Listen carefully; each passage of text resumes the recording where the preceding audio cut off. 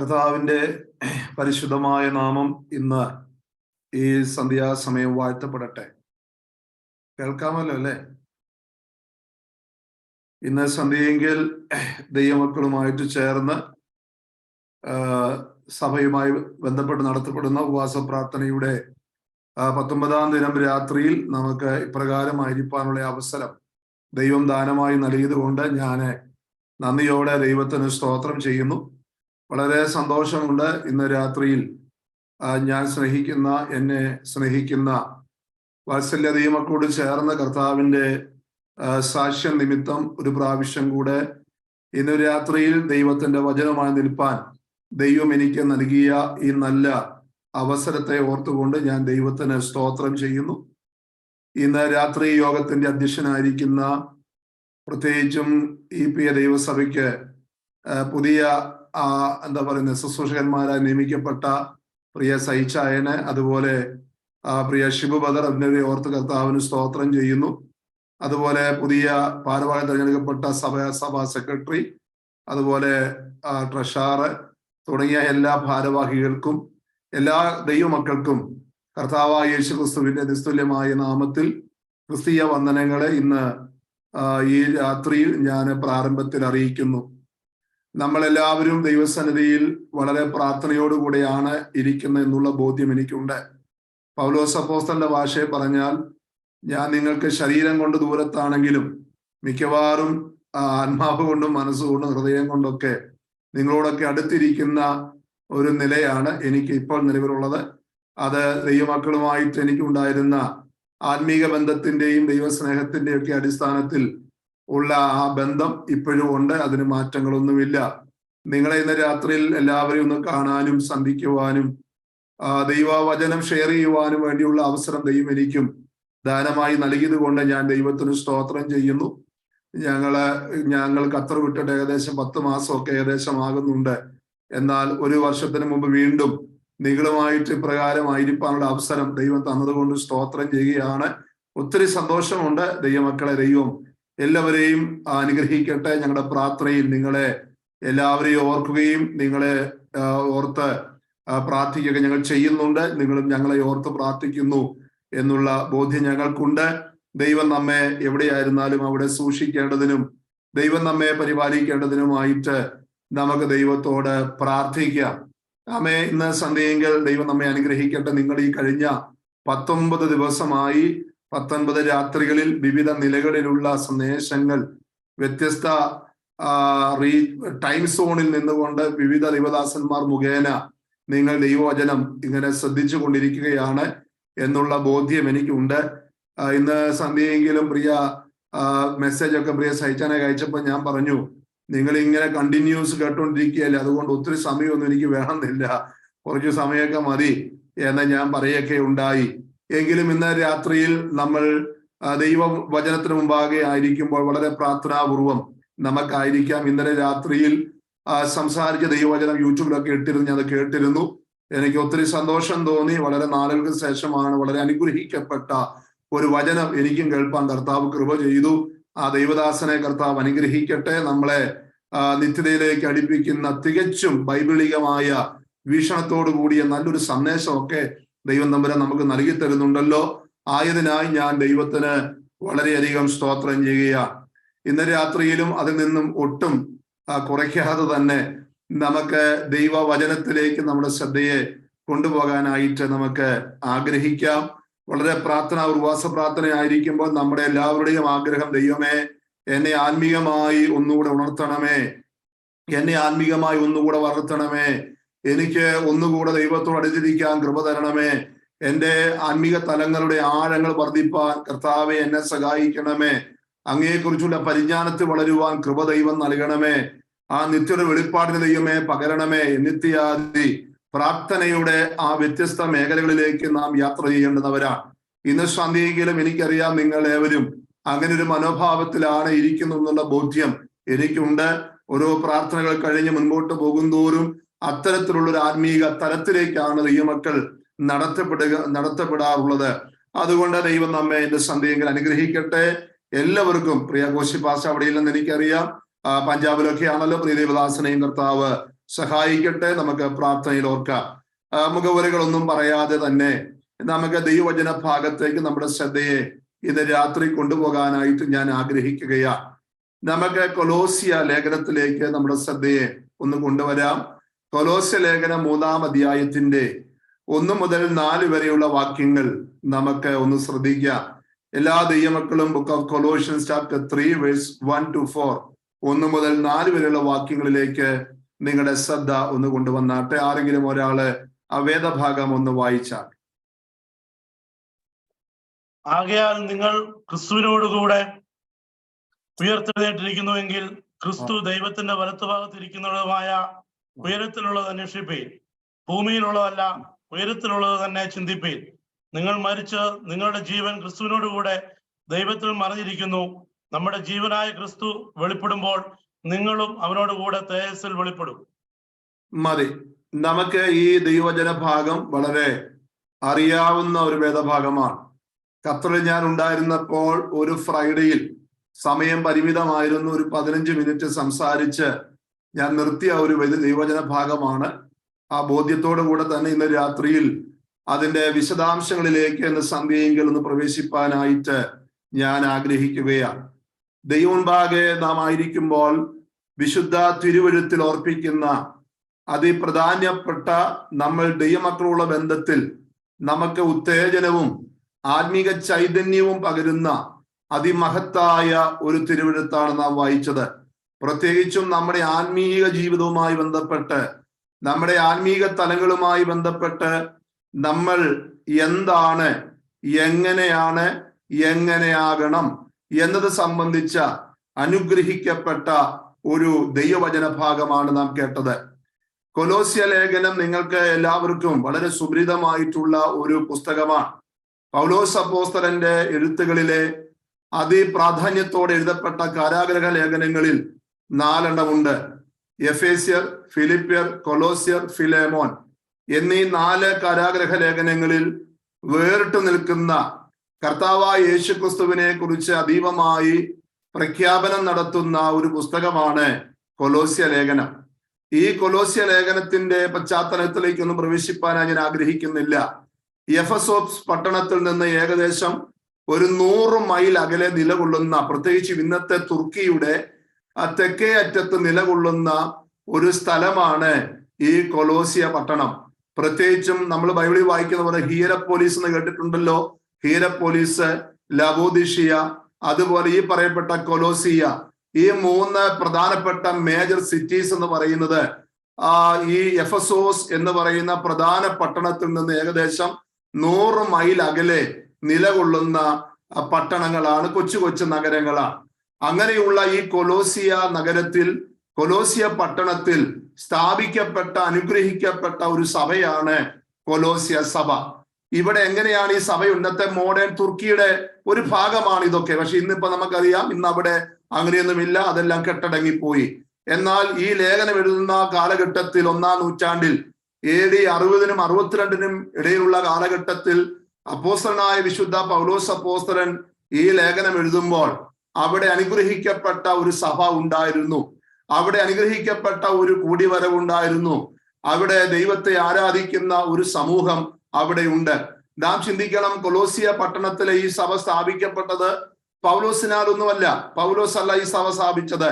അവിടെ ഒരു പക്ഷേ പൗലോസിന്റെ പ്രസംഗം കേട്ടവരോ അല്ലെങ്കിൽ പെന്തക്കോസ്ത് നാളിൽ കൂടി വന്ന ഒരുപറ്റം ആൾക്കാരുണ്ടല്ലോ, ആ കൂട്ടത്തിൽപ്പെട്ട ആരെങ്കിലും ഒരു കൂട്ടർ പോയി വചനം പറഞ്ഞ് അങ്ങനെയാണ് കൊലോസിയ പട്ടണത്തിൽ ആ സഭ സ്ഥാപിക്കപ്പെട്ടു എന്നൊക്കെ പൊതുവെ പറയപ്പെടുന്നുണ്ട്.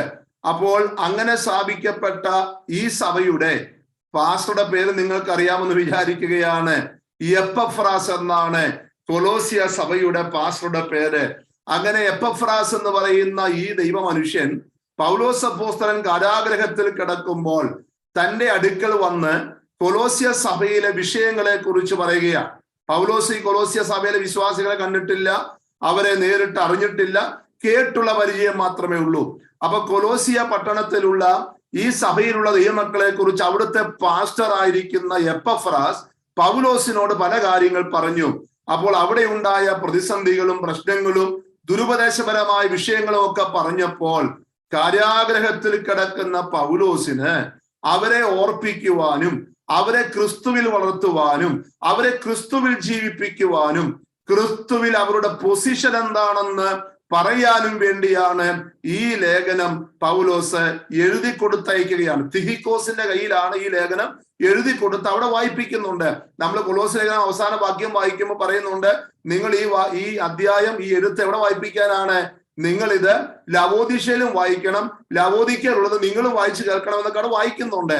അപ്പൊ ഈ പൗലോസ് അപ്പോസ്തലൻ ഈ ജനത്തിന് ഒരു ദൈവാത്മാവിന്റെ നടത്തിപ്പിലേക്കും യഥാർത്ഥമായ മാർഗനിർദ്ദേശം കൊടുക്കുവാനും വേണ്ടിയുമാണ് ഈ ലേഖനം എഴുതി എന്ന് നാം മനസ്സിലാക്കാൻ കഴിയുന്നുണ്ട്. ഇതിന്റെ 1-ാമത്തെ അധ്യായം നിങ്ങൾ ഒരു പക്ഷെ വായിച്ചിട്ടുണ്ടാകുമെന്ന് ഞാൻ വിചാരിക്കുക.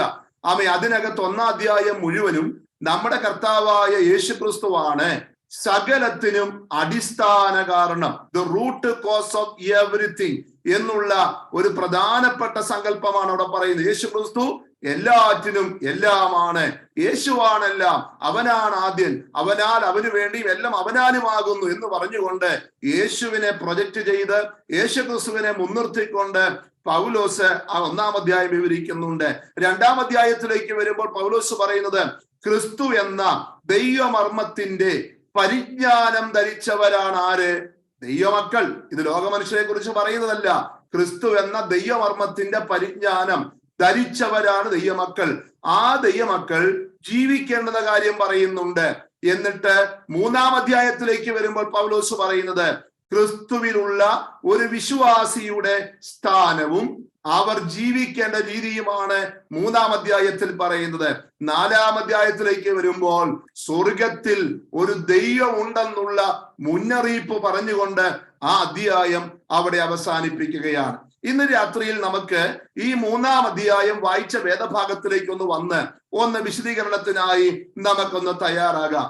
എന്താണ് ഇവിടെ പ്രധാനമായിട്ടും ഈ 3-ാം അധ്യായത്തിലെ പ്രതിപാദ്യ വിഷയങ്ങൾ എന്തൊക്കെയാണ്?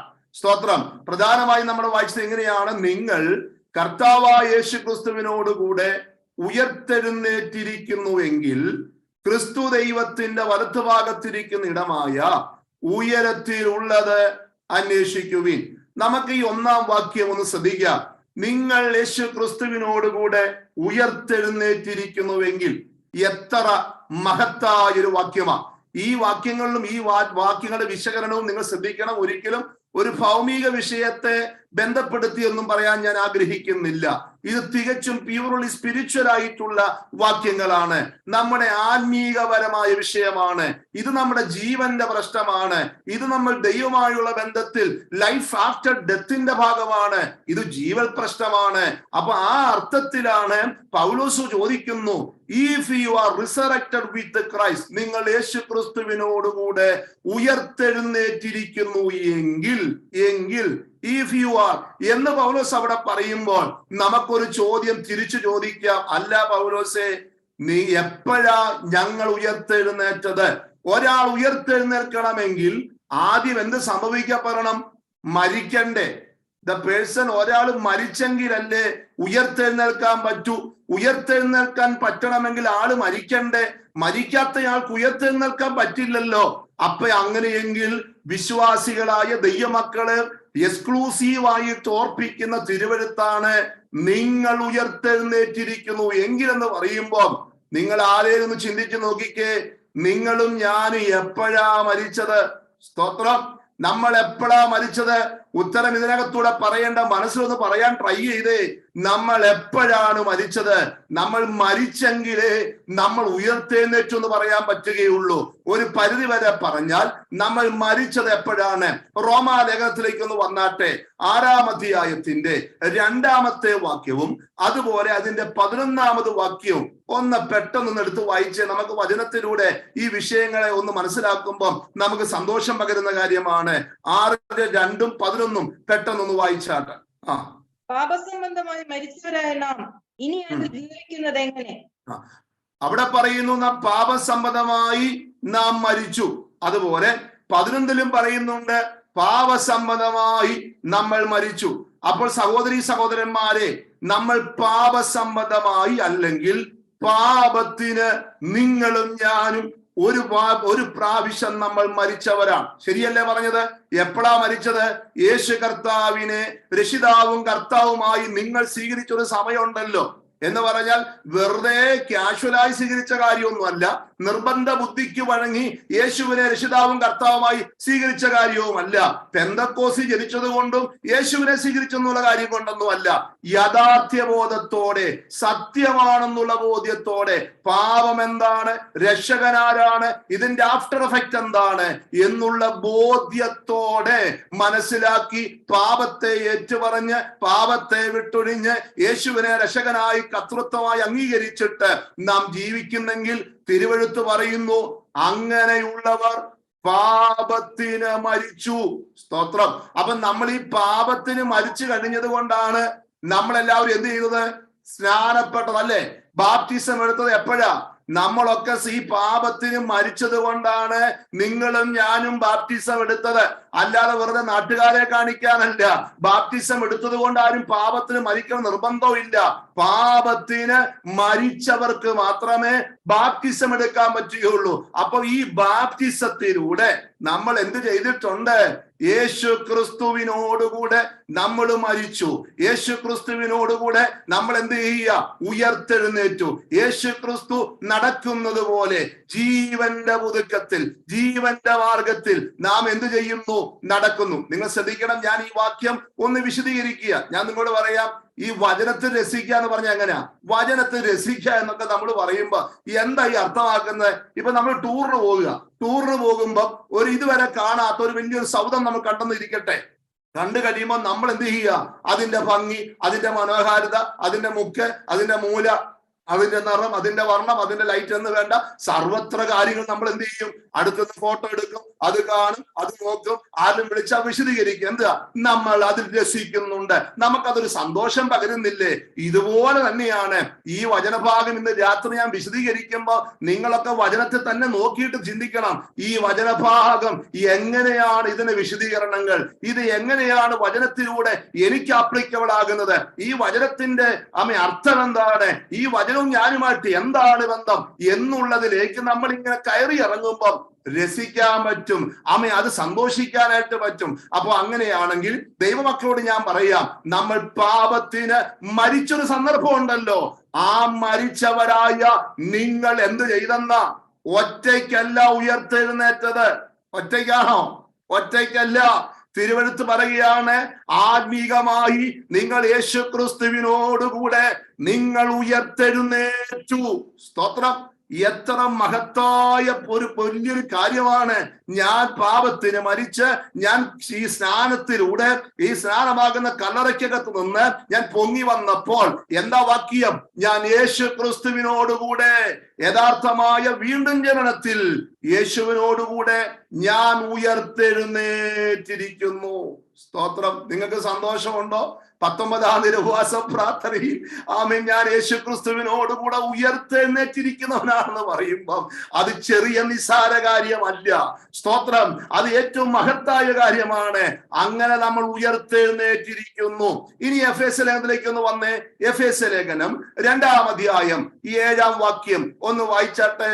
ഇപ്പൊ നമ്മൾ എവിടെ ഇരിക്കുന്നു അവിടെ പറയുന്നുണ്ടല്ലോ. വാക്യം ഒന്ന് വായിക്കുമ്പം നമുക്ക് ഇച്ചിരൂടെ ഒരു ബലം പകരുന്ന വാക്യങ്ങളാണ്. 2-7 ഒന്ന് വായിച്ചാട്ടെ. അവനോടുകൂടെ ഉയർത്തെഴുന്നേൽപ്പിച്ച് സ്വർഗത്തിൽ ഇരുത്തുകയും ചെയ്തു. അവിടെ പറയുകയാണ്, നിങ്ങൾ അവനോടുകൂടെ എവിടെ കൊണ്ടിരുത്തിയെന്നാണ്? സ്വർഗസ്ഥലങ്ങളിൽ. ശ്രദ്ധിക്കണം, ഈ വാക്യം ഞാൻ പറയാം, ഇത് പൗലോസ് അപ്പോസ്തലൻ ആത്മാവിനാൽ ദൈവമക്കളായ എന്റെ, നിങ്ങളുടെ, ദൈവമക്കളായ എല്ലാവരുടെയും വീണ്ടും ജനനം പ്രാപിച്ച ദൈവമക്കളുടെ പൊസിഷൻ പറയുക, നമ്മുടെ സ്ഥാനം പറയുക. നമ്മൾ നിസാരക്കാരാണെന്നല്ല വചനം പറയുന്നത്. നമ്മളെ എവിടെ കൊണ്ടിരുത്തിയെന്നാണ്? സ്വർഗസ്ഥലങ്ങളിൽ അവൻ നമ്മെ ഇരുത്തിയിരിക്കുന്നു. എങ്ങനെയാണത്? സ്പിരിച്വലി. സ്തോത്രം. നമ്മളെ ദൈവം അവിടെ ഇരുത്തിയിരിക്കുന്നു എന്ന് പറയുന്ന കാര്യം കേൾക്കാനാണോ സന്തോഷം? അത് വിട്ടേക്ക് നേരെ മണ്ണിലേക്ക് നോക്കി കുറച്ച് കാര്യം പറയുന്നതാണോ സന്തോഷം? അല്ലല്ല. സ്വർഗത്തിൽ നമ്മെ ഇരുത്തിയിരിക്കുന്ന മഹത്തായ കാര്യം കേൾക്കുമ്പോൾ വേണം നമ്മുടെ അന്തരാത്മാവിൽ സന്തോഷം കൊണ്ടതല്ല. സ്തോത്രം. കാരണം എന്നാണ്? സ്വർഗസ്ഥലങ്ങളിൽ ദൈവം നമ്മെ ഇരുത്തിയിരിക്കുന്നു. അപ്പൊ നമ്മുടെ പൊസിഷൻ ഇൻ ക്രൈസ്റ്റ് എന്ന് പറഞ്ഞാൽ ഈ വർത്തമാന കാലഘട്ടത്തിൽ അറ്റ് പ്രസന്റ് നമ്മുടെ പൊസിഷൻ എന്താന്ന് പറയാമോ? സ്പിരിച്വലി പറഞ്ഞാൽ, ഭൗതികമായി പറഞ്ഞാൽ നമ്മൾ ഇങ്ങനെ വീട്ടിൽ താമസിക്കുന്നവരാണ്. ഭൗതികമായി പറഞ്ഞാൽ ഞാൻ ഇവിടെയും നിങ്ങൾ അവിടെയുമാണ്. എന്നാൽ സ്പിരിച്വലി പറഞ്ഞു കഴിഞ്ഞാൽ എങ്ങനെയാണ്? ആത്മീകമായി സംസാരിക്കുമ്പോൾ we all are seated with Christ. നമ്മൾ എല്ലാവരും യേശുക്രിസ്തുവിനോടുകൂടെ സ്വർഗസ്ഥലങ്ങളിൽ ദൈവം നമ്മെ ഇരുത്തിയിരിക്കുന്നു. അപ്പൊ എല്ലാവരും ഇപ്പൊ എവിടെയാണ്? മേളിൽ പോയിരിക്കുക. 19-ാം ദിനമല്ലേ? 19-ാം ദിനമാകുമ്പോ മേളിൽ കയറണം, താഴെ നിൽക്കാൻ പാടില്ല. 1 കഴിഞ്ഞു, 2 കഴിഞ്ഞു, 3 കഴിഞ്ഞു.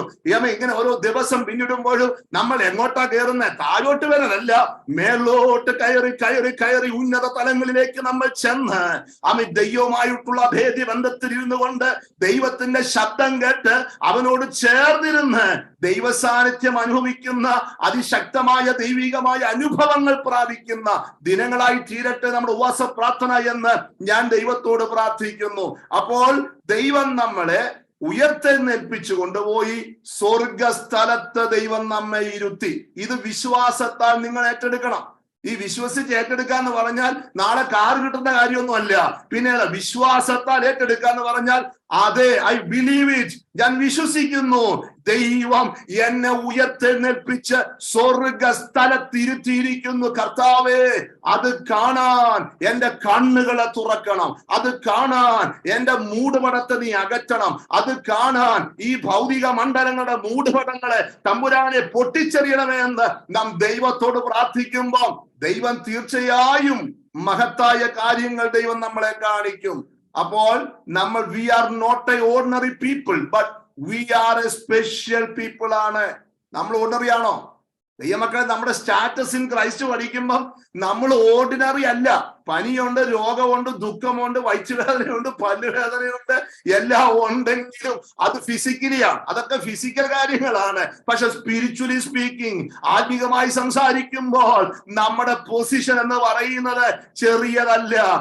മുമ്പിരിക്കുന്ന വിശ്വാസിക്കും, പുറയിരിക്കുന്ന വിശ്വാസിക്കും, ആരും അറിയാത്ത വിശ്വാസിക്കും, ഒന്നും ആരും പ്രകൃതിപ്പെടാത്ത വിശ്വാസികളോട് ഞാൻ പറയുക, നിങ്ങൾക്ക് എല്ലാവർക്കും, പ്രസംഗിക്കുന്ന എനിക്കും കേൾക്കുന്ന നിങ്ങൾക്ക് ഓരോരുത്തർക്കും യേശു ക്രിസ്തുവിന്റെ മുമ്പിലെ സ്ഥാനം എന്തെന്നറിയാമോ? നാം എല്ലാവരും സ്വർഗസ്ഥലങ്ങളിൽ ഇരുത്തപ്പെട്ടവരാണ്. സ്തോത്രം. ഇത്രയും വലിയ പൊസിഷൻ ആർക്ക് ദൈവം തന്നേ? വീണ്ടെടുക്കപ്പെട്ട ദൈവമൊക്കെ കിട്ടിയ ഹയർ പൊസിഷൻ എന്ന് പറയുന്നത് ഇവിടുത്തെ ഒരു പൊസിഷൻ അല്ല, ഇവിടുത്തെ ഒരു കസേരയല്ല, ഇവിടുത്തെ ഒരു സ്ഥാനമല്ല, ഇവിടുത്തെ ഒരു മാനമല്ല, ഇവിടെ മനുഷ്യൻ വെച്ചു നീട്ടുന്ന ഒരുവിധ പദവികളുമല്ല. പിന്നെ ഏതാണ്? അത്യുന്നതനായ ദൈവം യേശു ക്രിസ്തു മുഖാന്തരം എനിക്ക് തന്ന ഒരു പൊസിഷൻ ഉണ്ട്, ഒരു സ്ഥാനമുണ്ട്. സ്തോത്രം. അതിന്റെ അടുത്തെത്താൻ പറ്റുകയില്ല ഈ ലോകത്തിൽ ഒരു സ്ഥാനവും, ഒരു പദവിയും. ഇപ്പൊ ഞാൻ പാസ്റ്ററായാലും ശരി, നിങ്ങൾ പ്രസിഡന്റ് ആയാലും ട്രഷറർ ആയാലും ഖജാൻജി ആയാലും ഏത് സ്ഥാനങ്ങളാണേലും ശരി, എന്നവാണേലും ശരി, ഞാൻ പറയാം ദൈവികമായി ഈ സ്ഥാനത്തിന്റെ അടുത്തെത്തി എത്തിക്കാൻ ഒരു സ്ഥാനവും പറ്റുകയില്ല. അപ്പൊ ദൈവമക്കളെ സംബന്ധിച്ച് ഈ ലോകത്തിലെ കാര്യങ്ങളല്ല വലിയ കാര്യം ആണോ?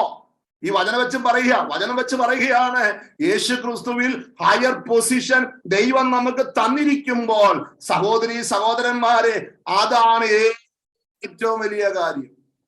കർത്താവിന് നന്ദിയോടുകൂടെ സ്തോത്രം ചെയ്താട്ടെ. നമ്മുടെ പൊസിഷൻ എത്ര വലിയതാണെന്ന് അറിയാമോ? നമ്മുടെ സ്ഥാനം എത്ര വലിയതാണെന്നറിയാമോ? നിങ്ങളാരും നിസ്സാരക്കാരല്ലെന്നാ ഞാൻ ഈ പറഞ്ഞു വരുന്നത്. നമ്മൾ സ്വർഗസ്ഥലത്തിൽ യേശു ക്രിസ്തുവിനോടുകൂടെ നമ്മൾ ഇരുത്തപ്പെട്ടവരാണ്. ഞാൻ നിങ്ങളോട് പറയാം, സ്വർഗീയമായ ഈ സ്ഥാനം, ഈ പദവി. ഒരു പാട്ടുണ്ടല്ലോ, എന്താ പാട്ട്? സാറാഫുകൾ അവർ ഓരോ ദിവസവും പാടിപ്പുകെത്തുമ്പോൾ അതിൽ ഉന്നതമായ സ്ഥാനങ്ങളിന്മേൽ എന്നെ നടത്തുന്നോൻ, എന്നെ വഴി നടത്തുന്നോൻ. കണ്ടോ?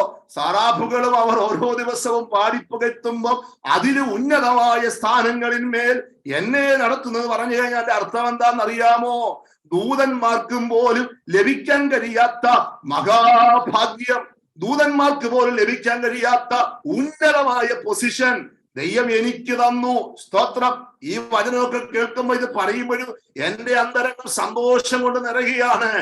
അവർക്കാർക്കും ലഭിക്കാൻ കഴിയാത്ത ഒരു ഉന്നതമായ സ്ഥാനം ദൈവം നമുക്ക് നൽകി തന്നിട്ടുണ്ട്. സ്തോത്രം. അപ്പൊ അതാണ് ഏറ്റവും വലിയ കാര്യം. നമുക്കറിയാം ലോകപ്രകാരം നമ്മുടെ സംഘടനകളും IPC ആയാലും ഷാരോനായാലും ചർച്ചക്കോടായാലും ജനങ്ങളൊക്കെ എന്ത് ചെയ്യുക? സ്ഥാനമാനങ്ങൾക്ക് വേണ്ടി ഓടുക. ഞാൻ ചിന്തിക്കാറുണ്ട്, ഇവർക്ക് കിട്ടിയ സ്ഥാനത്തെ കുറിച്ച് ഒരു ഐഡിയ ഇല്ലാത്തവരാണെന്ന് ഞാൻ ചിന്തിച്ചു പോകാറുണ്ട്. എന്നാൽ സ്വർഗീയ സ്ഥാനം സെക്യൂറായതിനെ സംബന്ധിച്ചിടത്തോളം ഇവിടുത്തേതൊന്നും നിസ്സാരമാണ്. ഇവിടുത്തെ ഒന്നും അവർക്ക് വലിയ വിലയുള്ള കാര്യങ്ങളല്ല.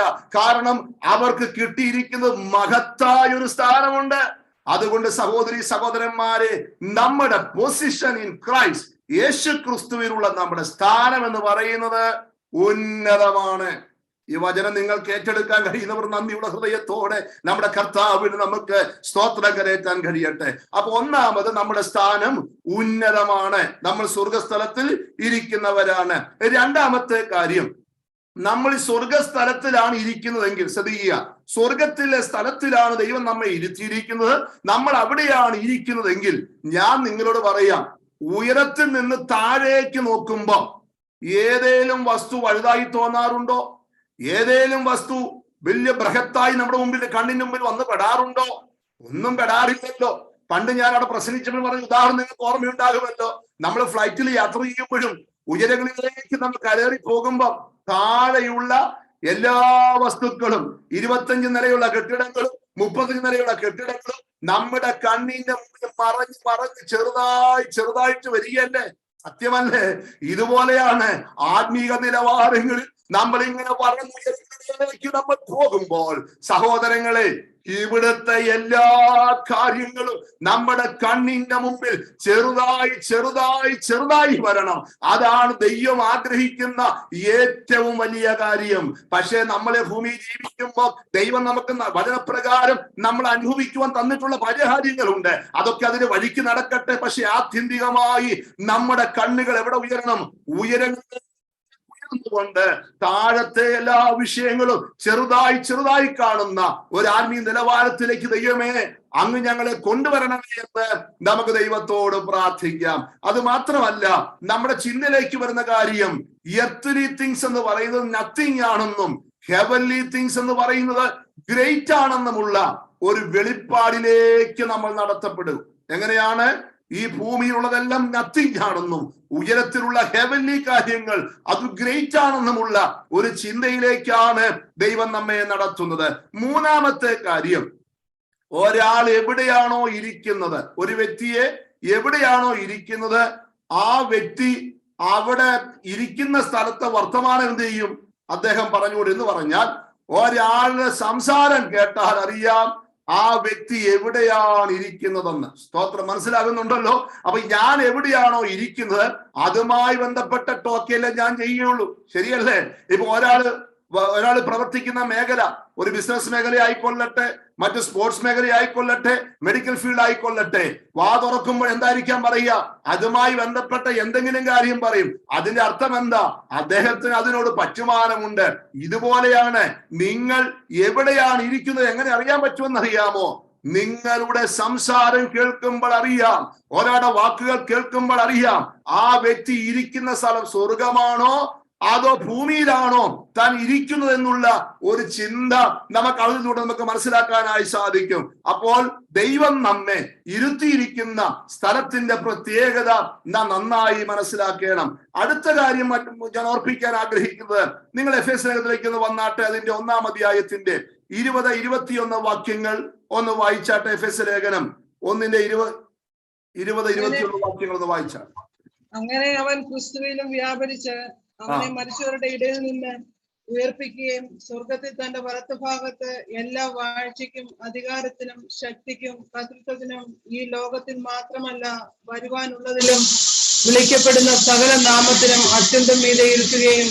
നമ്മൾ വായിക്കുന്നത് നമ്മുടെ കർത്താവായ യേശു ക്രിസ്തു ഉയർത്തെഴുന്നേറ്റ് സ്വർഗസ്ഥലത്തിൽ കയറിപ്പോയി. അവിടെ യേശു ഇരിക്കുമ്പോൾ പറയുകയാണ്, അവൻ സകല അധികാരത്തിനും കർത്തൃത്വത്തിനും ഇല്ല എല്ലാറ്റിനും മുകളിൽ കർത്താവിനെ ഇരുത്തി, എന്നിട്ട് സകലത്തെയും തന്റെ കാൽ കീഴാക്കി എന്നാണ് വാക്യം. സ്തോത്രം. പറഞ്ഞു വരുമ്പോൾ നമ്മുടെയും പൊസിഷൻ എന്താ? ഒരു പരിധി വരെ സഹോദരി സഹോദരന്മാരെ, നമ്മുടെ ആത്മീയ നിലവാരം വർദ്ധിക്കണമെന്നുള്ള ചിന്തയാണ് ഞങ്ങളോട് പറഞ്ഞു വരുന്നത്. നമ്മൾ അതിലേക്ക് കയറുമ്പോൾ ഈ ലോകത്തിലെ ഒരു കർത്തൃത്വങ്ങൾക്കും ഒരധികാരങ്ങൾക്കും ഒരു പൈശാചിക ശക്തികൾക്കും ഒരു സാത്താന്യ കോട്ടകൾക്കും നമ്മെ എന്ത് ചെയ്യാൻ പറ്റിയല്ല, എത്തിപ്പിടിക്കാൻ കഴിയുകയില്ല, നമ്മളെ തൊടാൻ കഴിയുകയില്ല. കാരണം ഞാൻ ഉയർത്തെഴുന്നേറ്റ് സ്വർഗസ്ഥലങ്ങളിൽ ദൈവത്തോടു കൂടെ ഇരിക്കുമ്പം യേശു ക്രിസ്തുവിന്റെ അതേ അതോറിറ്റി ആരിലും വ്യാപരിക്കുന്നുണ്ട്, എന്നിലും വ്യാപരിക്കുന്നുണ്ട്, നിങ്ങളിലും വ്യാപരിക്കുന്നുണ്ട്. അപ്പൊ അത് ആരുപയോഗിക്കണം? പാസ്റ്റർമാർ ഉപയോഗിക്കണമെന്നല്ല, പ്രവാചകന്മാർ ഉപയോഗിക്കണമെന്നല്ല.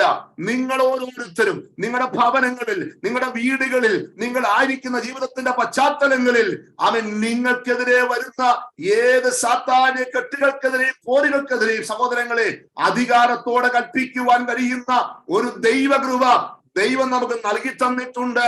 അത് നമ്മൾ ഉപയോഗിക്കേണ്ടതായിട്ടുണ്ട്. അതാണ് നമ്മളിവിടെ വായിക്കുന്നത്. യേശു ക്രിസ്തുവിൽ ആ അധികാരം നൽകപ്പെട്ടു. യേശു ക്രിസ്തുവിന്റെ അണ്ടറിൽ സകലമായിരിക്കുകയാണ്. ഇങ്ങനെയുള്ള ഒരു ആത്മീയ അനുഭവത്തിലേക്ക് നാം നടത്തപ്പെടേണ്ടതായിട്ടുണ്ട്. അപ്പൊ സ്വർഗസ്ഥലങ്ങളിൽ ദൈവം നമ്മെ ഇരുത്തിയിരിക്കുമ്പോൾ അതിന്റെ പ്രാധാന്യം വില കുറച്ച് കാണാതെ ഞാൻ അവിടെയാണ് ഇരിക്കുന്നു എന്നുള്ള ബോധ്യത്തോടെ സഞ്ചരിക്കുവാൻ ദൈവം നമുക്ക് കൃപ നൽകി തരട്ടെ എന്ന് ഞാൻ ദൈവത്തോട് പ്രാർത്ഥിക്കുകയാണ്. ഇനി നമ്മൾ വായിക്കുമ്പോൾ അവിടെ ഇരുത്തപ്പെട്ട വ്യക്തികൾ ചെയ്യേണ്ടുന്ന ചില കാര്യങ്ങൾ അവിടെ പറയുന്നുണ്ട്. എന്തൊക്കെയാണ് അവിടെ ആ വ്യക്തികൾ ചെയ്യേണ്ടുന്ന കാര്യങ്ങൾ? 3-ാം അധ്യായത്തിലേക്ക് വരുമ്പോൾ നമ്മൾ ഇങ്ങനെ വായിക്കുന്നുണ്ട്. എന്താ ചെയ്യേണ്ടത്? ഉയരത്തിലുള്ളത് അന്വേഷിക്കണം, ഭൂമിയിലുള്ളതല്ല. ഉയരത്തിലുള്ളത് തന്നെ എന്ത് ചെയ്യണം? ചിന്തിക്കുവിൻ എന്ന് പറയുന്നു. 2 കാര്യങ്ങൾ ചെയ്യണം. ഒന്നാമത്തേത്, അങ്ങനെയുള്ള ദൈവമക്കൾ ഉയരത്തിലുള്ളത് തന്നെ ചിന്തിക്കണം. Price the Lord. 21 ദിവസത്തെ ഉപവാസ പ്രാർത്ഥനയിൽ നമ്മൾ ചിന്തിക്കുന്ന കാര്യങ്ങൾ ബഹുഭൂരിപക്ഷം എവിടുത്തെ കാര്യങ്ങളായിരിക്കാം? ഈ ലോകത്തിലെ കാര്യങ്ങളാണോ? ഈ ലോകത്തിലെ വിഷയങ്ങൾക്കകത്ത് കടന്ന് മനസ്സ് ഇങ്ങനെ മതിക്കുകയാണോ? അവൻ വചനം പഠിപ്പിക്കുന്നു, ഉയരത്തിലുള്ളത് ചിന്തിക്കണം. സ്തോത്രം. അപ്പൊ അതിന് ഇംഗ്ലീഷ് കൊടുത്തിരിക്കുന്നത് എങ്ങനെയാണ്? Set your mind on heavenly things എന്നാണ് കൊടുത്തിരിക്കുന്നത്. Set your mind on heavenly things. ഉയരത്തിലുള്ളതിലേക്ക് നിങ്ങളുടെ മനസ്സിനെ നിങ്ങൾ സെറ്റ് ചെയ്യണം. സെറ്റ് ചെയ്യണം എന്നുള്ള പദമാണ്. എന്താ സെറ്റ് ചെയ്യാന്ന് പറഞ്ഞാൽ, നമുക്കറിയാലോ, ഏതെങ്കിലും ഉപകരണങ്ങളോ മൊബൈൽ ഫോണോ പുതിയതായി മേടിച്ചു കഴിഞ്ഞാൽ നാം എന്താ സാധാരണ ചെയ്യാറുള്ളത്? ആ മൊബൈൽ ഫോണ് സെറ്റ് ചെയ്യാറില്ലേ? ഒന്ന് അറിയാത്തവരാണ് അറിയുന്നവരെ കൊണ്ടു കൊടുത്തിട്ട് ഇതൊന്ന് ശരിയാക്കി തരാൻ പറയും, ഒന്ന് സെറ്റ് ചെയ്യും. അപ്പൊ എന്താണോ സെറ്റ് ചെയ്ത് വച്ചിരിക്കുന്നത് അതുപോലെ എന്ത് ചെയ്യും? ഈ മൊബൈൽ ഫങ്ഷൻ ചെയ്യില്ലേ? ഇതുപോലെയാണ് സഹോദരങ്ങളെ, നമ്മൾ എവിടെയാണോ നമ്മുടെ മൈൻഡ് സെറ്റ് ചെയ്തിരിക്കുന്നത് അതിനനുസരിച്ച് നമ്മൾ എന്ത് ചെയ്യത്തുള്ളൂ. ഈ മിഷൻ ഈ ശരീരം അല്ലെങ്കിൽ ഈ ഡിവൈസ് ഫങ്ഷൻ ചെയ്യുന്നത് നമ്മൾ എങ്ങനെയാണോ സെറ്റ് ചെയ്ത് വച്ചിരിക്കുന്നത് അതിന്റെ അടിസ്ഥാനത്തിൽ മാത്രമേ അത് ഫങ്ഷൻ ചെയ്യുകയുള്ളൂ. അതുകൊണ്ട് ഞാൻ ഓർപ്പിക്കുന്നു, ഹെവൻലി തിങ്സിലേക്ക്, ഉയരത്തിലെ കാര്യങ്ങളിലേക്ക് നമ്മുടെ മനസ്സ് സെറ്റ് ചെയ്ത് വെക്കുമ്പോൾ അതിനനുസരിച്ചാണ് എന്ത് ചെയ്യുന്നത്?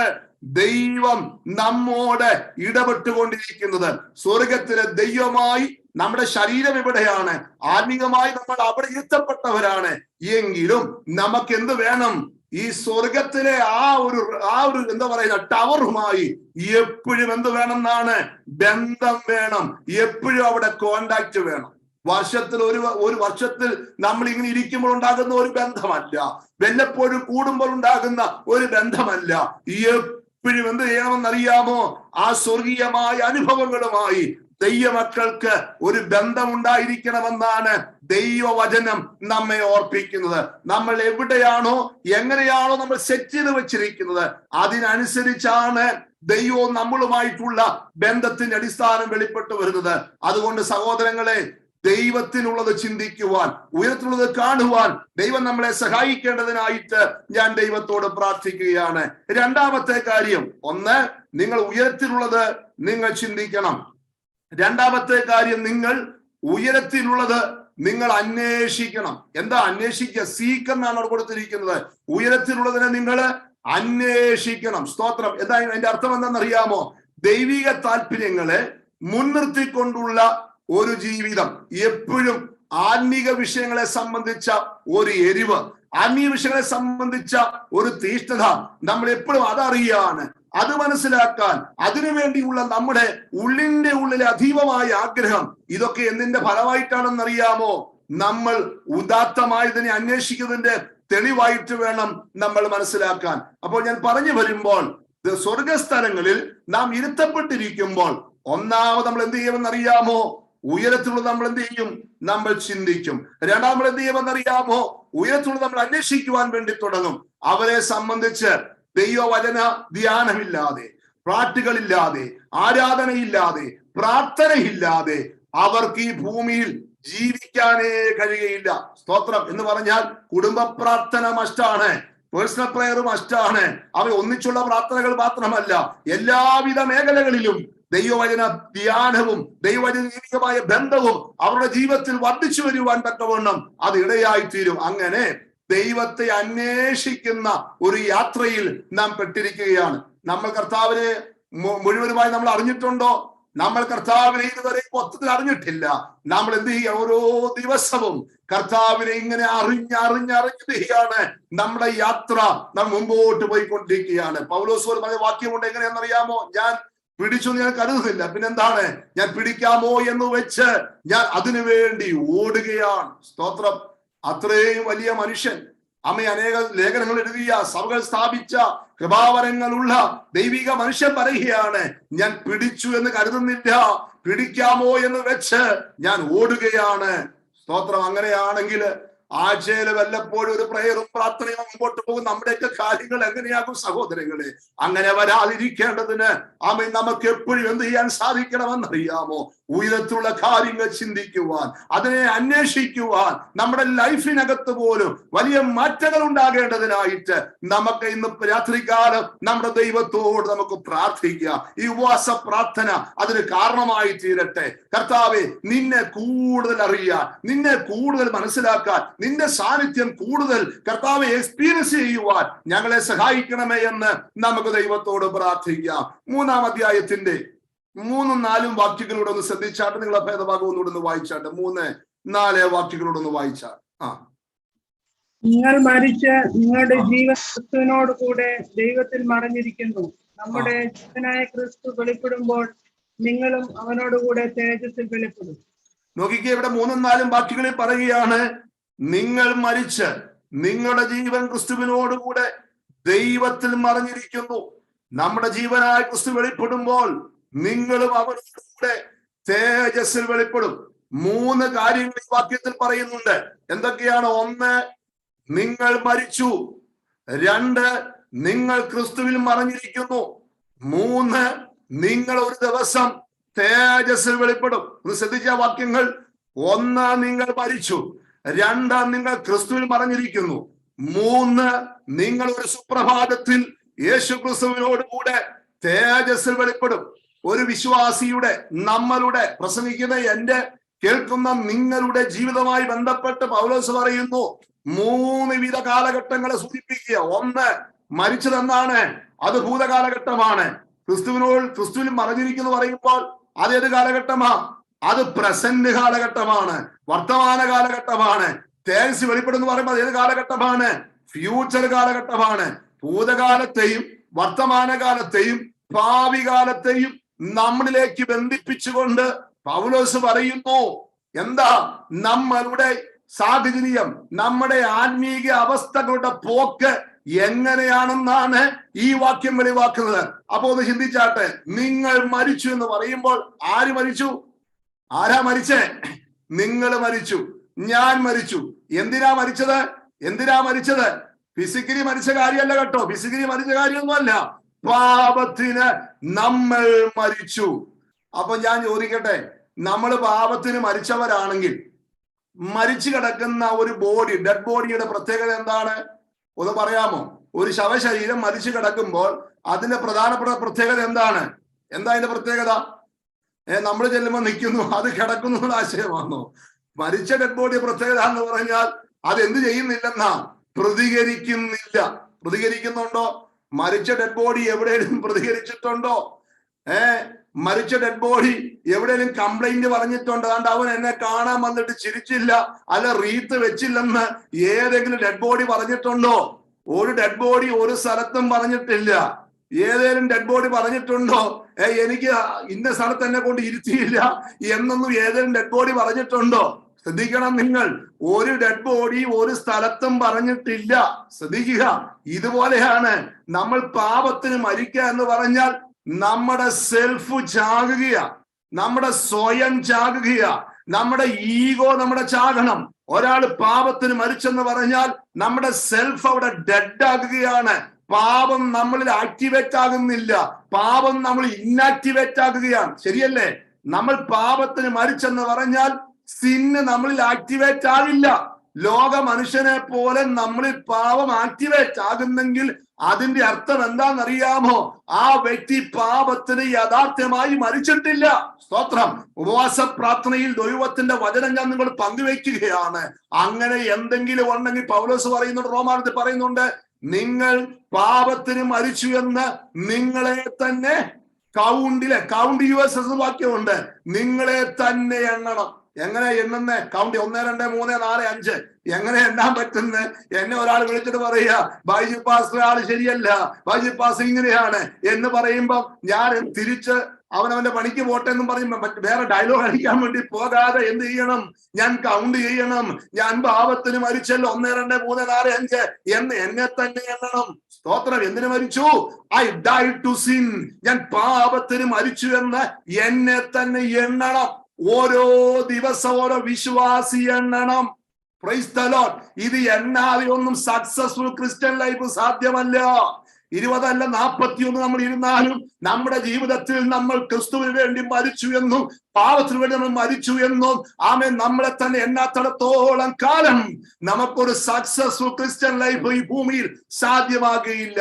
അതുകൊണ്ട് പാപത്തിൽ നമ്മൾ മരിച്ചവരായിരിക്കുന്നെങ്കിൽ പാപത്തിന്റെ ഓരോ നാരായ വേദികളും നമ്മൾ എന്ത് ചെയ്യാൻ പാടില്ലെന്നറിയാമോ? അത് നമ്മളെ കർത്തൃത്വം നടത്താൻ പാടില്ല, അത് നമ്മളെ റൂൾ ചെയ്യാനായിട്ട് പാടില്ല. അതുകൊണ്ടാണ് പൗലോസ് പറഞ്ഞത്, നിങ്ങൾ മരിച്ചിട്ട് നിങ്ങളിപ്പോ എവിടെ ഇരിക്കുന്നതാണ് വാക്യം. എനിക്ക് ആ വാക്യം ഭയങ്കര സന്തോഷത്തിന്റെ വാക്യമാ. നിങ്ങൾ മരിച്ചിട്ട് ഇപ്പൊ എവിടെ ഇരിക്കുന്നതാണ് വാക്യം. Price the Lord. ഹല്ലേലൂയ. ആമേൻ. നമ്മൾ ഓരോ സ്ഥലത്ത് പോയി ഇരിക്കുന്ന വാക്യം പറഞ്ഞിരിക്കുന്നത്, നിങ്ങൾ മരിച്ച് നിങ്ങൾ ക്രിസ്തുവിൽ മറഞ്ഞിരിക്കുന്നു. Praise the Lord. എന്തൊരു വണ്ടർഫുൾ വാക്യമാണത്. നിങ്ങൾ മരിച്ചു നിങ്ങൾ ക്രിസ്തുവിൽ മറഞ്ഞിരിക്കുകയാണ്. We are hide in Christ ആണ്. യേശു ക്രിസ്തുവിൽ നമ്മൾ മറഞ്ഞിരിക്കുകയാണ്, ദൈവത്തോടു കൂടെയാണ്. ഇതിൽ കവിഞ്ഞ് സന്തോഷം തരുന്ന എന്ത് പ്രസംഗമാണ് നമുക്ക് വേണ്ടുന്നത്? ഇതിൽ കവിഞ്ഞൊരു മെസ്സേജ് എന്താണ് സഹോദരങ്ങളെ? നമ്മൾ ക്രിസ്തുവിനോടുകൂടെ മറഞ്ഞിരിക്കുക. സ്തോത്രം, സ്തോത്രം. Price the Lord. ഈ വാക്യം നമുക്ക് സുപരിതമായ ഒരു സങ്കീർത്തനം ഉണ്ടല്ലോ. ഏത് സങ്കീർത്തനമാ? സാംസ് 91 ഇല്ലേ? എന്താ അവിടുത്തെ വാക്യം? അത്യുന്നതന്റെ മറവിൽ വസിക്കുകയും സർവശക്തന്റെ നിലങ്കീഴിൽ പാർക്കുകയും ചെയ്യുന്നവൻ. അപ്പൊ അവിടെ പറയുന്നു അത്യുന്നതന്റെ മറവിൽ സർവശക്തന്റെ നിഴലിൽ പാർക്കുകയും ചെയ്യുന്ന കാര്യമാ. അപ്പൊ ആ സങ്കീർത്തനം നമുക്ക് പുതിയ വെളിച്ചത്തിലേക്ക് കൊണ്ടുവന്ന് അതെടുത്ത് ഇങ്ങോട്ടൊന്ന് വെച്ചിട്ട് ഒന്ന് വായിച്ചു നോക്കിക്കേ. യേശു ക്രിസ്തുവിൽ മറഞ്ഞിരിക്കുന്നതിനെ സംബന്ധിച്ച് എന്തായിരിക്കാം അവസ്ഥ? അവിടെ പറഞ്ഞിരിക്കുന്ന അതേ ഗുണങ്ങൾ, അവിടെ പറഞ്ഞിരിക്കുന്ന അതേ പ്രിവിലേജസ്, അവിടെ പറഞ്ഞിരിക്കുന്ന അതേ ദൈവികമായ പ്രൊവിഷൻസ് ആർക്കുണ്ടെന്നറിയാമോ? ക്രിസ്തുവിൽ മറഞ്ഞിരിക്കുന്ന ഒരു ഭക്തനുണ്ടെന്ന് ദൈവവചനം നമ്മെ വ്യക്തമായിട്ട് ഓർപ്പിക്കുക. സന്തോഷമുള്ളവർ ദൈവത്തിന് സ്തോത്രം ചെയ്താട്ടെ. Praise the Lord. നമ്മുടെ പൊസിഷൻ ഇൻ ക്രൈസ്റ്റ്, യേശു ക്രിസ്തുവിലുള്ള നമ്മുടെ ആ സ്ഥാനം, അതിന്റെ മഹത്വം ഇന്ന് രാത്രി ഈ വചന ശുശ്രൂഷയിലൂടെ ഉപവാസ പ്രാർത്ഥന 19-ാം ദിനം രാത്രിയിൽ നിങ്ങളുടെ അന്തരാത്മാവിലേക്ക് കയറട്ടെ എന്ന് ഞാൻ ദൈവത്തോട് പ്രാർത്ഥിക്കുകയാണ്. നമ്മൾ ക്രിസ്തുവിൽ നമ്മൾ മറഞ്ഞിരിക്കുന്ന ഒരനുഭവമാണ് ഇവിടെ വേദപുസ്തകം നമ്മെ പഠിപ്പിക്കുന്നത്. വേറെ ഒരു കാര്യങ്ങളിലുമല്ല. നമ്മൾ യേശുവിൽ നമ്മൾ മറഞ്ഞിരിക്കുകയാ. സ്തോത്രം. എന്ന് പറയുമ്പോൾ നമ്മുടെ സ്വയം ആരും കാണുന്നില്ല, നമ്മുടെ സെൽഫ് കാണുന്നില്ല. പിന്നെ എന്താ കാണുന്നത്? ഒരാൾ നോക്കുമ്പോൾ അവൻ ക്രിസ്തുവിനെ കാണട്ടെ, ഒരാൾ നോക്കുമ്പോൾ ക്രിസ്തുവിന്റെ ഉപദേശങ്ങൾ കാണട്ടെ, ഒരാൾ നോക്കുമ്പോൾ യേശു ക്രിസ്തുവിന്റെ അതേ നല്ല ആ ഡിവൈൻ ക്യാരക്ടർ നമ്മൾ കാണട്ടെ. അതിനുവേണ്ടി നമുക്ക് ദൈവത്തോട് പ്രാർത്ഥിക്കാം. സ്തോത്രം. എന്നിട്ട് അടുത്ത വാക്യം എന്താ പറഞ്ഞെന്നറിയാമോ? നമ്മുടെ ജീവനായ ക്രിസ്തു വെളിപ്പെടുമ്പോൾ നിങ്ങളും അവനോട് കൂടെ തേജസ്സിൽ വെളിപ്പെടും. ഇനി ഒന്ന് ശ്രദ്ധിച്ച് കേൾക്കണം. ക്രിസ്തുവിനോട് കൂടെ പാപത്തിന് മരിക്കാത്ത ഒരാൾക്ക് ഉയർത്തെഴുന്നേൽക്കാൻ പറ്റില്ല. ഉയർത്തെഴുന്നേൽക്കാത്ത ഒരാൾക്ക് എന്ത് ചെയ്യാൻ പറ്റില്ലെന്നാണ് അർത്ഥം. ഉയർത്തെഴുന്നേൽക്കാത്ത ഒരാൾക്ക് തേജസ് എന്ത് ചെയ്യാനും പറ്റത്തില്ല, വെളിപ്പെടാനും പറ്റത്തില്ല. അപ്പൊ ഇത്രയും പ്രൊസീജിയറിലൂടെ കടന്നുപോയ ഒരു വ്യക്തിയെ സംബന്ധിച്ച് ക്രിസ്തുവിൽ അത് മറഞ്ഞിരിക്കുന്നവനാണെങ്കിലേ എവിടെ വെളിപ്പെടത്തുള്ളൂ? തേജസ്സിൽ യേശു വരുമ്പം തേജസ്സിൽ നമ്മളും വെളിപ്പെടണമെങ്കിൽ എവിടെ കയറി ഇരുന്നു കൊള്ളണം? എവിടെ ഇരിക്കണം? ഞാൻ പറയും, ഉപവാസ പ്രാർത്ഥനയും യേശുവിനോട് മറയുന്ന ദിനങ്ങളാകട്ടെ. ഈ ഉപവാസ പ്രാർത്ഥന യേശുവിന്റെ മറവിൽ കയറിയിരിക്കുന്ന അസുലഭ നിമിഷങ്ങളാകട്ടെ. അങ്ങനെ ഇരിക്കുന്നവരെ സംബന്ധിച്ചിടത്തോളം എന്താ സംഭവിക്കപ്പെടുക എന്നറിയാമോ? യേശു ക്രിസ്തു പ്രത്യക്ഷനാകുമ്പോൾ നിങ്ങളും അവനോടുകൂടെ തേജസ്സിൽ വെളിപ്പെടും. പ്രത്യാശയുണ്ടോ നമുക്ക്? നമ്മുടെ ജീവിതത്തിന്റെ മെയിൻ വിഷയം അതാണ്. യേശു ക്രിസ്തുവിനോടുകൂടെ അവൻ പ്രത്യക്ഷനാകുമ്പോൾ നമ്മളും അവനോടുകൂടെ തേജസ്സിൽ വെളിപ്പെടും. ഇപ്പോൾ നമുക്ക് ആത്മീകമായ റിസറക്ഷൻ കിട്ടിയില്ലേ? എങ്ങനെ ആത്മീകമായി നമ്മൾ ഉയർത്തെഴുന്നേറ്റു, അതുപോലെ ഈ ഭൗതികമായ ശരീരത്തിന് എന്ത് സംഭവിക്കപ്പെടാൻ പോകുകയാണ്? യേശു ക്രിസ്തു അപ്പിയർ ചെയ്യുമ്പോൾ നമ്മുടെ ബോഡിക്കും ഒരു രൂപാന്തരം സംഭവിക്കപ്പെട്ടവരായി നാം അവനോടുകൂടെ തേജസ്സിൽ വെളിപ്പെടുന്ന ഒരു ദിവസം നമ്മുടെ മുമ്പിൽ സമാഗതമാകാൻ പോകുക. അതുകൊണ്ട് നമുക്ക് പ്രാർത്ഥിക്കാം, കർത്താവേ, അങ്ങയിൽ മറഞ്ഞു ജീവിക്കാൻ കൃപ തരണമേ. പാപത്തിന് മരിച്ചു ജീവിക്കാൻ, പാപത്തിന്റെ അനുഭവങ്ങളിൽ വിജയം കൈവരിക്കാൻ. ആരെന്ത് പറഞ്ഞാലും, ആരെന്തെല്ലാം പറഞ്ഞു പിടിപ്പിച്ചാലും ഒരു ഭക്തനെ സംബന്ധിച്ചിടത്തോളം അവൻ പാപത്തിന് മരിച്ചു എന്നുള്ള ബോധ്യത്തോടെ അവൻ അതിനെ വകവയ്ക്കാതെ അവർ ജീവിക്കാനായിട്ട് കഴിയും. അങ്ങനെ അനുഭവത്തിൽ ജീവിക്കുന്ന ആൾക്കാർക്ക് മാത്രമേ എവിടെ മറിഞ്ഞിരിക്കാൻ പറ്റൂ? ക്രിസ്തുവിൽ മറിഞ്ഞിരിക്കാൻ പറ്റുകയുള്ളൂ. നമ്മളെ പിടിച്ച് ക്രിസ്തുവിന്റെ അവിടെ നമ്മൾ മറഞ്ഞിരിക്കുകയാ. ഇടയ്ക്ക് വെച്ച് ഇന്റർവെല് കിട്ടുമ്പോൾ ഇറങ്ങിപ്പോയി കഴിഞ്ഞാൽ മറഞ്ഞിരിക്കാൻ പറ്റുകയല്ല. നമ്മൾ ഇരുത്തിയ സ്ഥാനത്ത്, നമ്മൾ ഇരിക്കുന്ന ആ ഇടത്ത് തന്നെ നിങ്ങൾ ഇരിക്കുകയാണെങ്കിൽ ഞാൻ പറയാം, നമ്മുടെ ലൈഫ് പോലെ സെക്യൂറായ, നമ്മുടെ ലൈഫ് പോലെ ഉദാത്തമായ ഒരു ആത്മീയ ഫ്രീഡമുള്ള ലൈഫ് ഈ ഉലകത്തിലില്ല. സ്തോത്രം. നിങ്ങളോട് ഞാൻ പറയാം, ഈ പുതിയ നിയമത്തിന്റെ വചന വെളിപ്പാട് പ്രവേശിക്കുമ്പോൾ ഞാൻ നിങ്ങളോട് പറയാം, ഭയങ്കര സ്വാതന്ത്ര്യമാണ്. ഒരു പാസ്റ്റർമാരും നമ്മളെ നിയന്ത്രിക്കാൻ വരണ്ട, ഒരുത്തരും നമ്മളെ നിയന്ത്രിക്കാൻ വരണ്ട. നമ്മളെ വചനം നമ്മെ നിയന്ത്രിക്കും, ദൈവത്തിന്റെ വചനത്തിന്റെ വെളിപ്പാട് നമ്മെ നിയന്ത്രിക്കും. അങ്ങനെയുള്ള ഒരു ആത്മീക സ്വാതന്ത്ര്യം നിങ്ങളും ഞാനും അനുഭവിക്കപ്പെടേണ്ടതിന് നമുക്ക് പ്രാർത്ഥിക്കാൻ, ദൈവമേ, അങ്ങയിൽ മറഞ്ഞിരിക്കാനുള്ള കൃപ ഞങ്ങൾക്ക് നൽകി തരണമെന്ന് നമുക്ക് നമ്മുടെ കർത്താവിനോട് പ്രാർത്ഥിക്കാം. നമ്മുടെ യേശുവിനെ കുറിച്ച് പറഞ്ഞ പ്രയോഗം ഇങ്ങനെയാണ്, നമ്മുടെ ജീവനെ, നമ്മുടെ ജീവനായവൻ, ജീവനായ ക്രിസ്തു. ക്രിസ്തുവിനെ കുറിച്ച് പറയുന്നത് എന്താണ്? ജീവനായ ക്രിസ്തു. മൈ ലൈഫ് ഈസ് ക്രൈസ്റ്റ് എന്നാണ്. എന്റെ ലൈഫ് എന്റെ ക്രൈസ്റ്റ് ആണ്, ജീവനായ ക്രിസ്തു. ചിലർ സംസാരിക്കുമ്പോൾ പറയും, മറ്റേ ജോബ് എന്റെ ലൈഫാണെന്ന് പറയാറുണ്ട്, അത് ഫുട്ബോൾ എന്റെ ലൈഫാണ്, ഇതൊക്കെ പറയുന്നത് ഞാൻ കേട്ടിട്ടുണ്ട്. അതൊന്നും അല്ല. നമ്മുടെ ലൈഫ് എന്ന് പറയുന്നത് എന്താണെന്നറിയാമോ? യേശുവാണ് നമ്മുടെ ലൈഫ്, ക്രൈസ്റ്റ് ആണ് നമ്മുടെ ലൈഫ്, യേശു ക്രിസ്തുവാണ് നമ്മുടെ ജീവിതം, അവനാണ് നമ്മുടെ ജീവിതത്തിന്റെ ആധാരം. ആ ക്രിസ്തു വെളിപ്പെടുമ്പോൾ നിങ്ങളും അവനോടുകൂടെ തേജസ്സിൽ വെളിപ്പെടും. സഹോദരി സഹോദരന്മാരെ, സന്തോഷത്തോടെ നമുക്ക് ദൈവത്തിന് സ്തോത്രം ചെയ്യാം. കർത്താവിനോടുകൂടെ നമ്മൾ തേജസ് വെളിപ്പെടുന്ന സമയം വളരെ സമാഗതമായിരിക്കുമ്പോൾ കർത്താവ് ഞങ്ങളെ അതിനുവേണ്ടി ഒരുക്കണമേ എന്ന് നമുക്ക് ദൈവത്തോട് പ്രാർത്ഥിക്കാം. നമ്മളിപ്പോൾ എങ്ങനെ ജീവിക്കുന്നവരാണ്? നമ്മൾ ഈ മൺകൂടാരത്തിൽ, അല്ലെ? പൗലോസ് പറയുന്നുണ്ട്, നമ്മുടെ കൂടാരമാകുന്ന ഭവഭവനം അഴിഞ്ഞു പോയാൽ കൈപ്പണിയല്ലാത്ത നിത്യമായ ഒരു കെട്ട് ഞങ്ങൾക്ക് വേണ്ടി എവിടെ ഉണ്ടെന്നാണ്? സ്വർഗത്തിൽ ഉണ്ടെന്ന് പറയുന്നുണ്ട്. ഏതാണ് കൂടാരമായ ഭവഭവനം? ഈ ഭൗമഭവനം അഴിഞ്ഞു പോയാൽ നമുക്ക് വേണ്ടി എന്നാണ്? സ്വർഗത്തിൽ ഒരു നിത്യ ഭവനം നമ്മുടെ ദൈവം നമുക്ക് വേണ്ടി ഒരുക്കുന്നുണ്ട്. ആ വാക്യം താഴോട്ട് വായിക്കുമ്പോൾ ഞാൻ വായിപ്പിക്കുന്നില്ല, അവിടെ ഒരു വാക്യമുണ്ട്. ആ ജീവൻ നമ്മളിൽ വെളിപ്പെടുമ്പോൾ മർത്യമായത് എന്ത് ചെയ്യുമെന്നറിയാമോ? നമ്മൾ ഉരിഞ്ഞു കളയണ്ട. ആ ജീവൻ ഇങ്ങോട്ട് വരുമ്പോൾ ഇത് താനെ ഉരിഞ്ഞു മാറി മർത്യമായ ശരീരം എന്ത് ചെയ്യുമെന്നറിയാമോ? അമർത്യത്തെ ധരിക്കും, നിത്യമായ അനുഭവത്തെ ധരിക്കും. അങ്ങനെയുള്ള ഒരു മഹനീയ അനുഭവം പ്രാപിപ്പാൻ നിങ്ങൾക്ക് സന്തോഷമുണ്ടെങ്കിൽ ദൈവത്തിന് നന്ദിയോടുകൂടെ സ്തോത്രം ചെയ്താട്ടെ. സ്തോത്രം. ഈ ജീവിതം ഞാൻ ചിന്തിക്കുക, നമ്മുടെ ഉപവാസ പ്രാർത്ഥന 21 ദിവസം തീരുകയും വെള്ളിയാഴ്ച നമ്മുടെ മീറ്റിംഗ് കഴിയാൻ കർത്താവ് വരികയും കൂടെ ചെയ്താൽ നമ്മളെല്ലാവരും ഒരു പക്ഷെ രക്ഷപ്പെട്ടു പോകും. പക്ഷേ കർത്താവ് എപ്പോഴാ വരുന്നത് നമുക്ക് ആർക്കും അറിയില്ല, അല്ലെ? 21 ദിവസം നമ്മൾ ഉപവസിക്കുന്നു, പ്രാർത്ഥിക്കുന്നു. അതിന്റെ എന്റെ ഒക്കെ കർത്താവ് വന്ന ഒരു പക്ഷെ ഞാൻ ചിന്തിക്കുക മിക്കവാറും പേരും മേലോട്ടൊക്കെ പോകും. പക്ഷെ കർത്താവ് എപ്പോഴാവും നമുക്ക് അറിയാൻ കഴിയുകയില്ല. ഞാൻ നിങ്ങളോട് പറയുക, നമ്മുടെ ജീവിതത്തിന്റെ അനുഭവങ്ങളിൽ ആ ദൈവത്തോട് ചേർന്ന് ഇരുന്നു കൊണ്ട് നമ്മളെ ഇരുത്തിയ പൊസിഷൻ നിങ്ങൾ ഓർക്കണം കേട്ടോ. രോഗം വരുമ്പോ, പ്രയാസം വരുമ്പോ, ദുഃഖം വരുമ്പോ, വേദന ഓർക്കണം. I am seated with my Christ. ഞാൻ യേശു ക്രിസ്തുവിനോടുകൂടെ ഇരുത്തപ്പെട്ടവളാണ്, ഇരുത്തപ്പെട്ടവരാണെന്നുള്ള ബോധ്യം നമ്മുടെ അന്തരാത്മാവിനെ ഭരിക്കേണ്ടതിനായി നമുക്ക് ദൈവത്തോട് പ്രാർത്ഥിക്കാം. ഒരു പക്ഷെ എല്ലാവരും ദൈവമകനുകളെ അടച്ചാട്ടെ. നമുക്ക് ദൈവത്തോട് ഇന്ന് രാത്രികാലം നമുക്ക് പ്രാർത്ഥിക്കാം. ഹല്ലേലൂയ. ദൈവത്തിന് സ്തോത്രം, ദൈവത്തിന് സ്തോത്രം. യേശു ക്രിസ്തു നൽകപ്പെട്ട ദൈവീയമായ ആ ദൈവിക പൊസിഷനെ കുറിച്ച് നമ്മൾ ബോധവാന്മാരാണ്. നമ്മൾ ആരും നിസ്സാരക്കാരല്ല. നമ്മൾ ആരും സാധാരണക്കാരല്ല എന്നാണ് ദൈവവചനം നമ്മെ പഠിപ്പിക്കുന്നത്.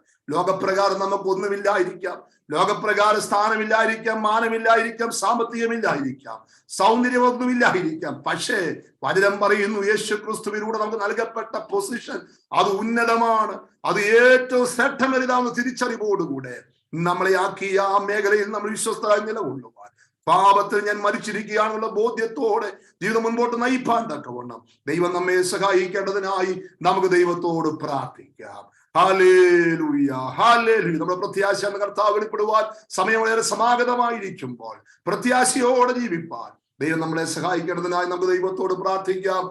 ഈ വചനങ്ങളാൽ ദൈവം നമ്മെ അനുഗ്രഹിക്കും.